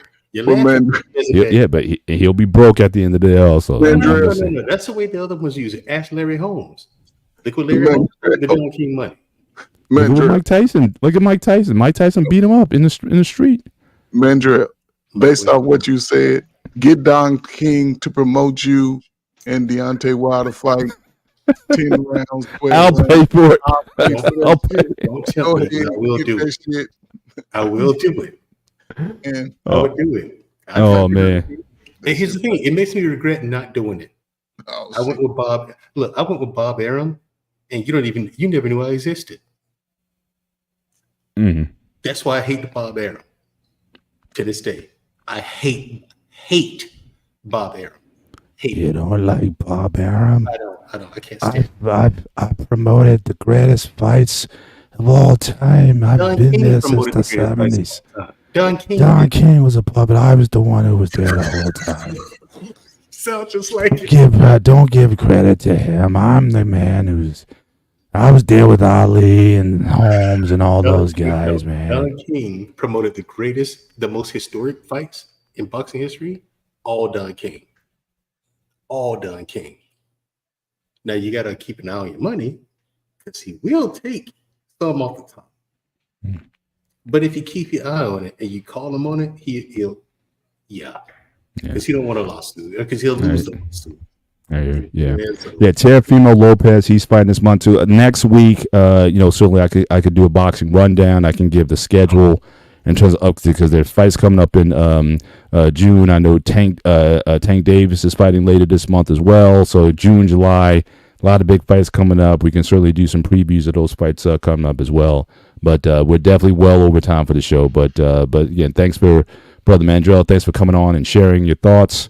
Thanks, Shawnee and Dante. I know he had to step out. But again, thank you guys for your retrospective on Larry Allen. Again, rest in power to Brother Larry Allen. And again, brothers over 50, take care. Protect yourself at all times. Take care of your health. That's where your wealth is. And just make sure you're alive for those who love and need you. But with that, I think we come to the end of the show. Certainly, look forward to the playoffs tomorrow, the NBA Finals tomorrow. So we'll see you guys next week, everyone. I'm going to go to the zone and watch some old fights. Or watch some old fights, dude. The UFC card was good this weekend, too, but we can't talk about that. I'm sorry. It's hard for me to talk about UFC. I can't do it. But I can't do it. But on that note, we'll see you guys next week. Have a great night. Take care. God bless.